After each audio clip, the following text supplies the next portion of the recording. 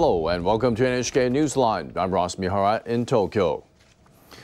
The leaders of Japan and India are strengthening ties by focusing on an energy source that has been the subject of heated debate in this country. They've agreed to move forward with negotiations to sign a nuclear power pact. The deal would allow Japanese companies to export atomic energy-related technology. Prime Minister Shinzo Abe and Prime Minister Manmohan Singh signed a joint statement after a meeting in Tokyo. The countries will speed up negotiations so they can conclude a deal soon. Indian leaders want to build more nuclear plants, and they're looking to Japan for help. The statement also calls for mutual efforts to work toward the abolition of nuclear weapons. But some Japanese are reluctant to commit to this pact. India has nuclear arms, and it has yet to sign the Nuclear Non-Proliferation Treaty. The leaders have also agreed to promote joint exercises involving Japan's Maritime Self-Defense Force and India's Navy. Government officials on both sides are expected to appoint representatives to a working group to look into exporting Japan's US-2 rescue amphibious aircraft to India.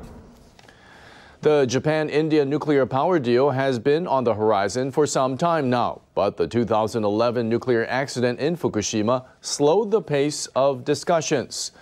As Abe and Singh move forward on this issue, experts say they'll have difficulty mapping out a strategy on another. What to do about China? Professor Takako Hirose of Senshu University has insight. India is an emerging power, and the energy demands are very high. So, and also the global warming is a big problem. So nuclear power is certainly one solution. So India wants to develop or construct more nuclear plants. And Indian people admire Japanese technology. Despite Fukushima, that sort of admiration hasn't gone down. So certainly for India to construct more nuclear power plants, India needs Japanese cooperation. And from Japanese side, Abe administration wants to export nuclear plants to various countries. And India is a huge market, so it's not in terms of one or two plants, but in tens and twenties and that sort of thing. So the mutual interests converge there.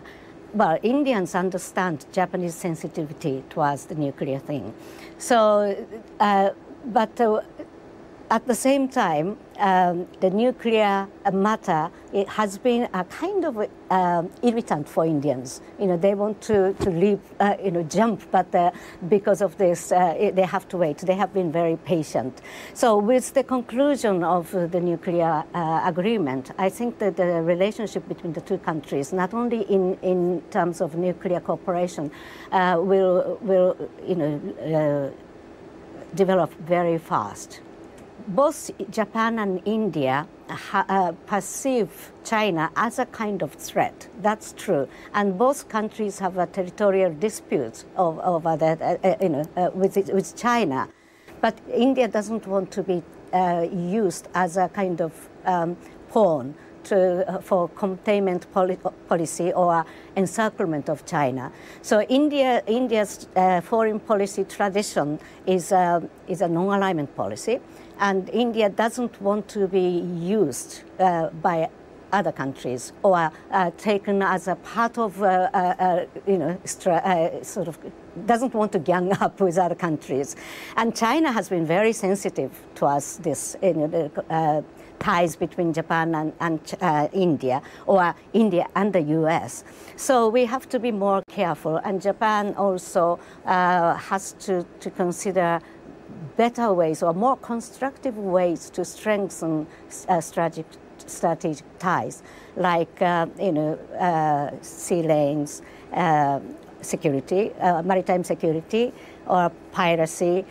And also the two countries have to continue the dialogues so that we can understand each other much better. And so in a much more wider perspective, the relationship should be strengthened.